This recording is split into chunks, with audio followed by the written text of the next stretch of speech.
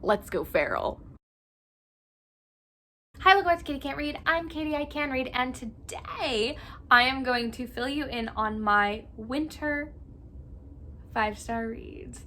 I'm going to do one of these every season for what 5-star reads I read in that time. Welcome to my winter 5-star reads.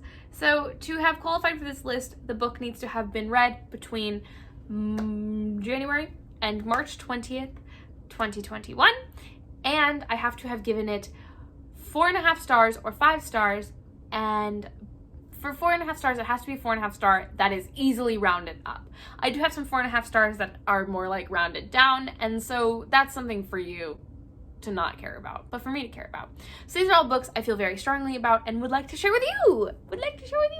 But before we do that, I have 2 things to say. Number 1, my rating scale is a wreck. It is solely based on how much I enjoy a book. So if you're like, this list has no cohesion, how are you including this book that objectively sucks against Madeline Miller's work? It's solely based on how much I enjoy it. There is no, I'm not a reviewer professionally. It's not something I want to do. It's not something I even want to be good at.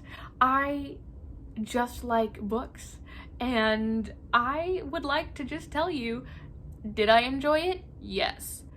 Am I giving it 5 stars?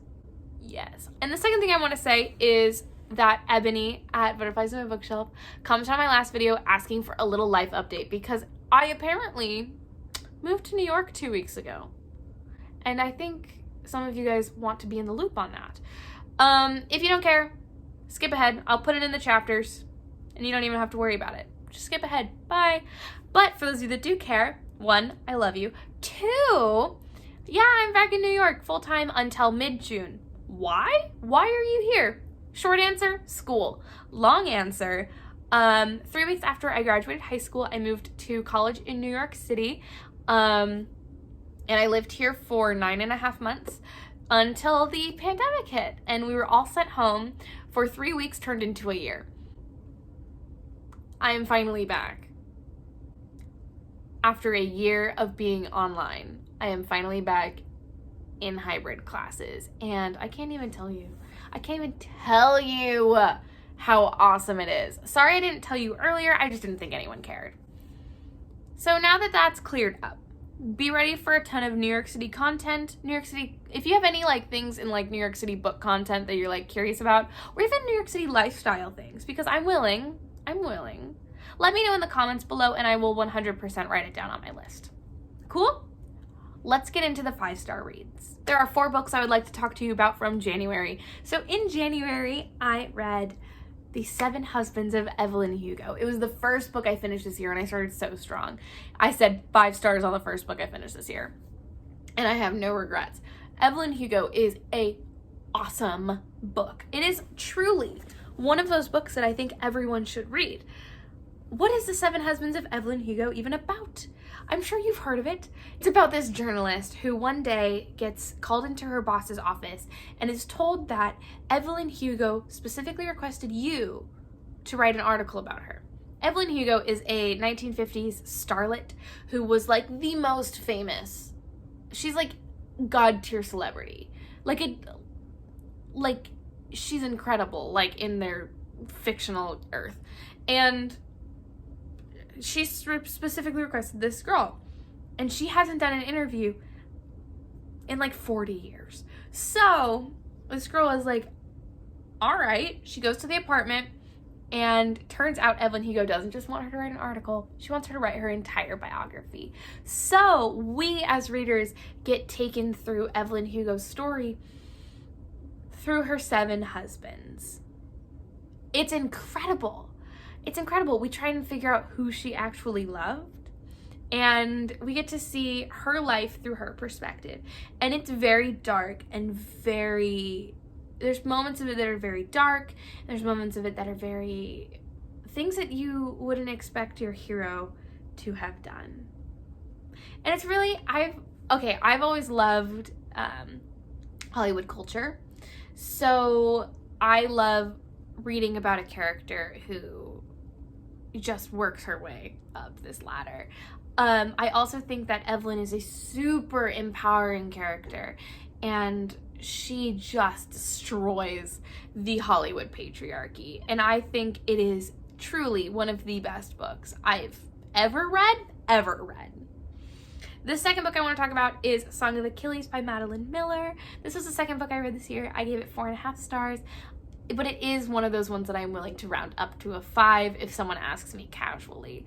The Song of Achilles was beautiful. It is an Iliad retelling told through the point of view of Patroclus, as he tells essentially more of the love story between him and Achilles.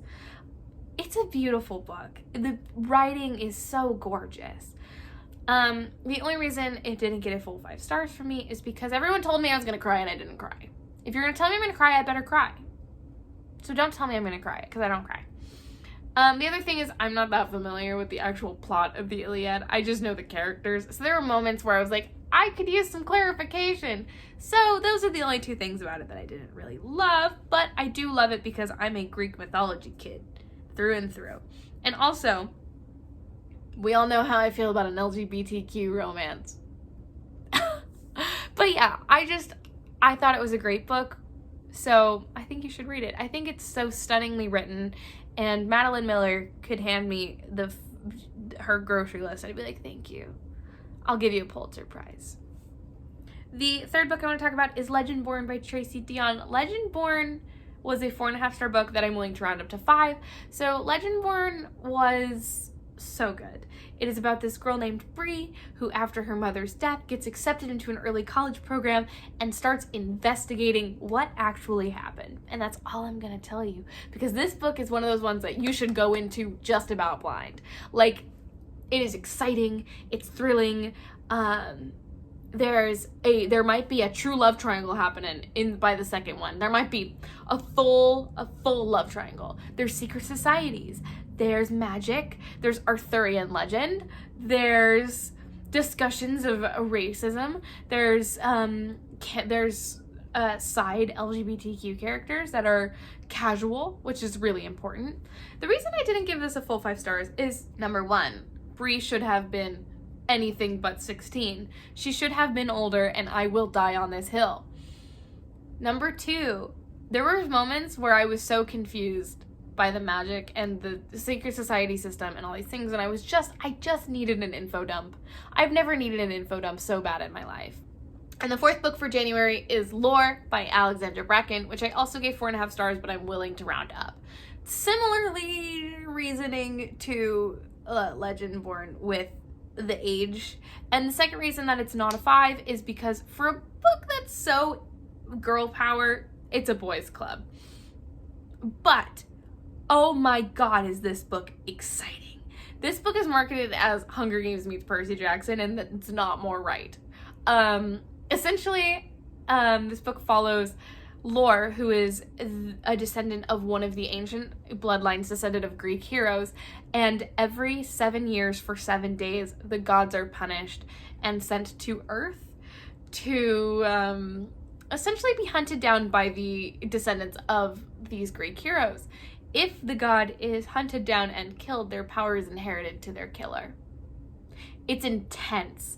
It is intense. It is gory. It's intense. It reads like new adult. It's awesome. It's gripping. It is so exciting. The characters are so fun. It's such an exciting book. You guys, you need to read it.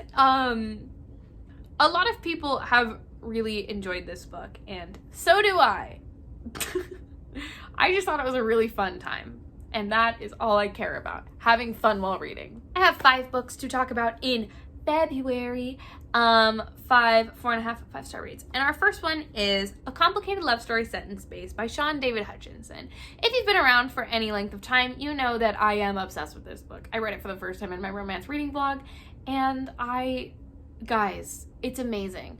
I'm not going to give you too much of a synopsis because it is one of those books that you should just go in full blind. But I am going to tell you just a little bit of what happens in the very first chapter, or to set up the first chapter. It starts with a boy named Noah, and he wakes up in a spacesuit floating outside of a spaceship. He does not know how he got there. He does not know very much about who he is. He just knows he should not be there. That's all I'm going to tell you. It is so good. This book is literally everything. It's a mystery. It's a sci-fi. It's an adventure. It's got found family. It's got a romance. And I know that it says a love story in the title, but the love story isn't actually the central plot point. It has something to do with the plot twist. This book has more plot twists in it than I thought it was going to have. It is complex. It is well written. I do want to say a quick trigger warning. There is a pretty graphic discussion of sexual assault, and I just want to warn you right now that that is in there.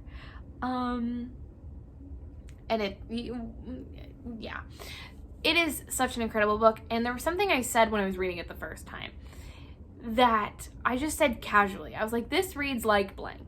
And that ended up being very influential in the plot twist. And guys, I love that book. I think you need to read it. You need to read it. It's one of my favorites of the year so far. Absolutely one of my favorites of the year so far. The second book I'm going to talk about is The House in the Cerulean Sea by T.J. Klune. You guys, this book makes me so happy. It makes me so happy. I think about Chauncey and I just feel happy inside. This book needed an animated film adaptation yesterday. So The House in the Cerulean Sea follows Linus, who is he's a caseworker for the department in charge of managing magical youths, something along those lines. And he gets to go to orphanages around the world that are in charge of keeping track of magical children, and he just makes sure things are running well. And he's stuck in the monotony, the doom and gloom of his job, very much run by the capitalistic structure. One day he gets a note from the upper offices, and they tell him, hey, we have a secret assignment for you. You can't tell anyone, and you can't open the file until you get there. He gets there. He's going to be there a month. He gets there. He opens the file. This orphanage has the 6-year-old Antichrist. For a book with the Antichrist, it's one of the funniest, sweetest, most heartwarming books I've ever read. It's so sweet, you guys. It's so sweet. One of the biggest fears people have about this book that I want to put aside for you is when people go, it's adult fantasy. Here's the thing. The only reason it's marketed as adult fantasy is because Linus is 40. There's no content in there that is above either a young YA or a grown middle grade. Like, it lives in like an 8th grade sort of content level, but because the characters are so old, they have to, I say old like 40 is old. 40 is not that old. But because they are older, it's an adult book. Essentially what I feel like with selling guidelines is it's all dependent on how old your main character is. So because Linus is 40, it's an adult book. What can I say? But the content is, there's nothing in there you should be afraid of. There isn't any gore. There's no language. There's not even there's only one kiss in the whole book. Like, it's not an adult book, if you know what I mean. And it's like urban fantasy too. So if you're like, I don't really like fantasy, it's an urban fantasy, you're fine. The third book I want to talk about is probably my controversial take, and this is when you go, Katie, your 5-star rating system is broken. I know. It's Ruin and Rising by Leigh Bardugo.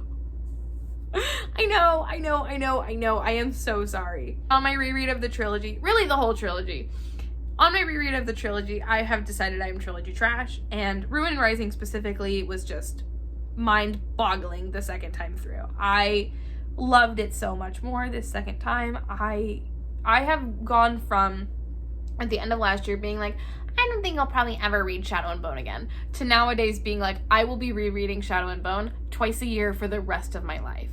If I ever have kids, I won't. But if I did, I would read it to them as a bedtime story. It is one of those things, I'm like, this is going to be the book that I push onto everyone. I think Shadow and Bone is so fun. And Shadow and Bone, for those of you that don't know, I don't know how you wouldn't know, where have you been? It follows a girl named Alina, and she is an orphan, and she is serving in the war. And then one day, she gets into some peril, and she finds out she has powers, and the plot unfolds from there. I love the cast of characters in the Grisha trilogy.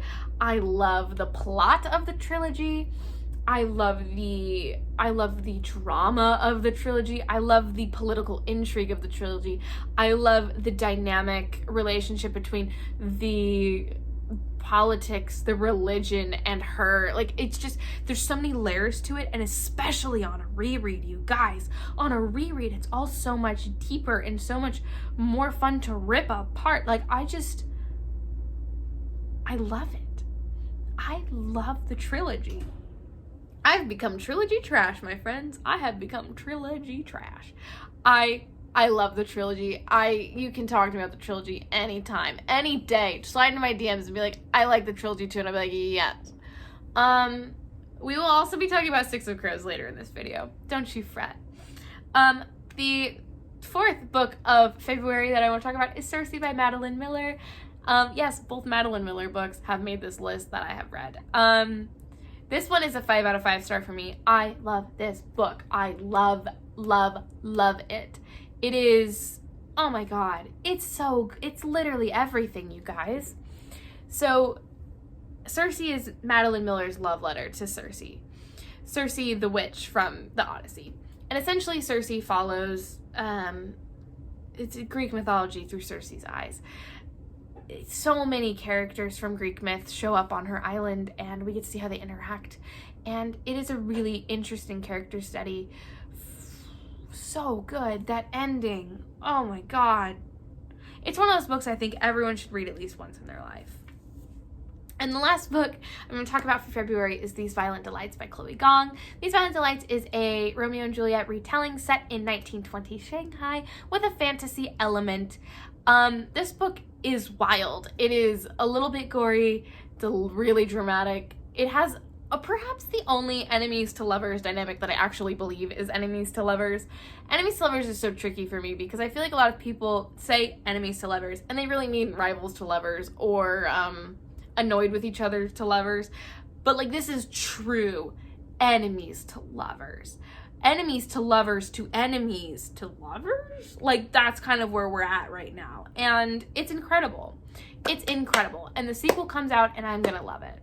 I did give this 4.5 stars, and the only reason it got shot down a half star is because there was not enough romance for my taste. But I hope that in the sequel we get a lot more romance. This book, you guys, this book. And for my final month of spring, we have my March favorites.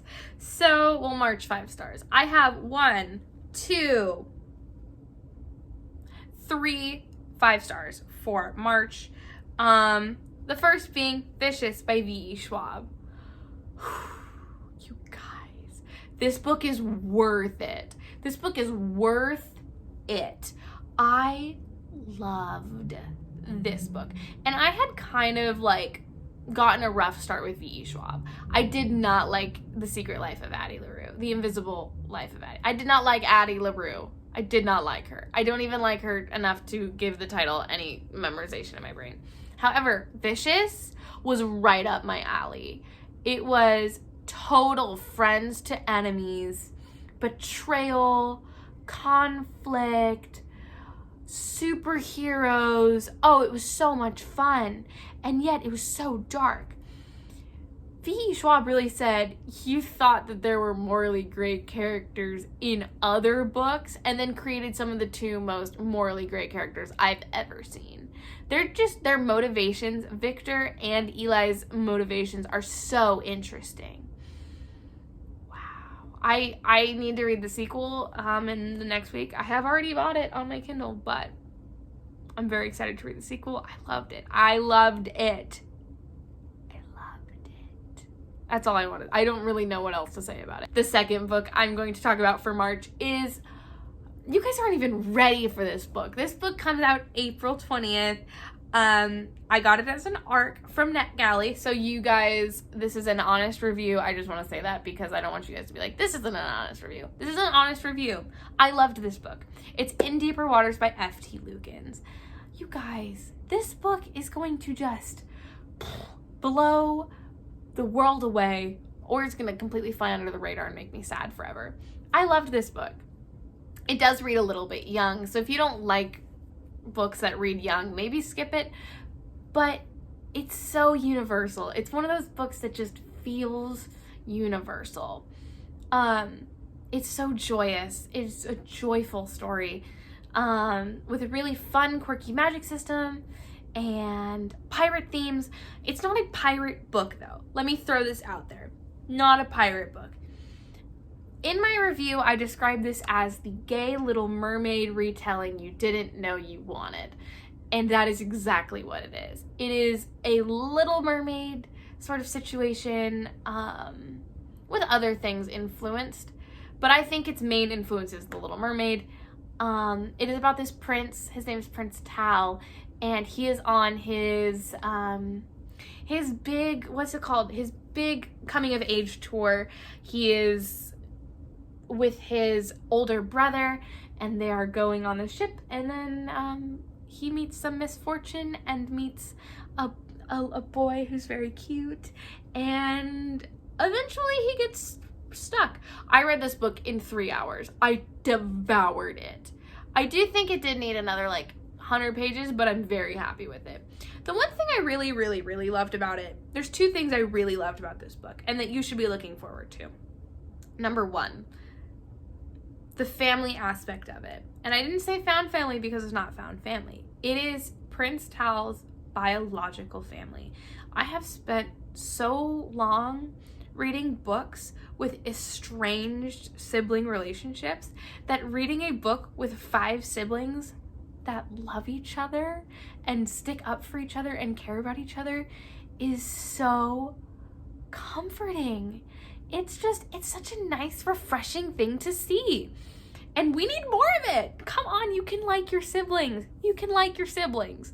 It was so sweet, you guys. The second thing I want to say about this book is that I also think that Tal is a really, really strong, interesting character because he is kind, and that is the first personality trait about him.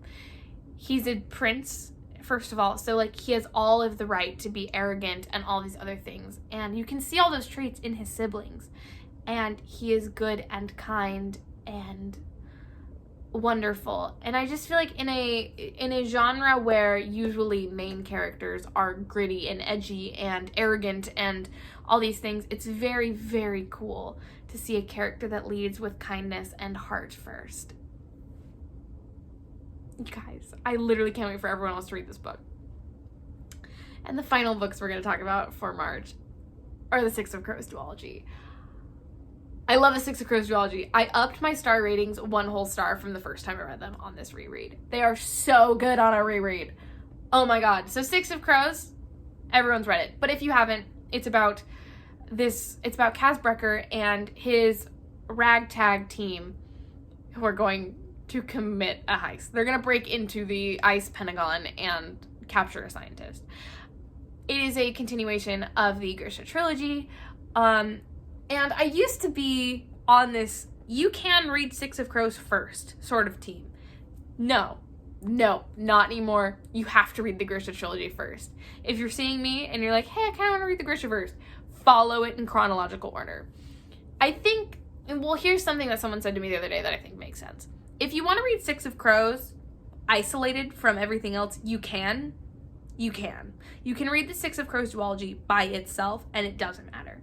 If, however, you want to consume the Grishaverse, start with Shadow and Bone.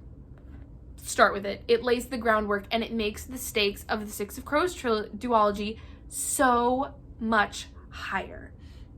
When you read Six of Crows, the stakes are already really high in Six of Crows, but when you read it with the context of what has happened in the recent history, the stakes are so much higher. There's also so many little callbacks and references to the trilogy throughout that it just makes it so much more rich when you can read it with that knowledge of what you already know. Guys, this reread was everything for me because it felt like I had read these books before last year and I loved the characters and that was all. I did not understand the plot. I did not understand the world building because I read them first. And so I didn't understand anything, but I did understand that I loved these characters. So when I was going back reading it this time, there were so many scenes and plot points and everything that I forgot that it felt like I was reading fan fiction with these characters I already loved. So it was a really, really good time for me. That's all I'm going to say about it, because I have a whole live show on this channel where we go into it. We go into both books, but both books got a double 5-star for me this time. And that is it for this video that I know is definitely way too long. So, I'm going to make this wrap up really fast. Thank you so much for watching. Please make sure to like, subscribe, drop a comment below. Have you read any of these books? Do you want to read any of these books? Did you hate any of these books that I've talked about? Please let me know. I love a little discussion in the comment section. It makes me so happy. Thank you for being here. I will see you in the next chapter. We got a reading vlog coming on Friday. Bye.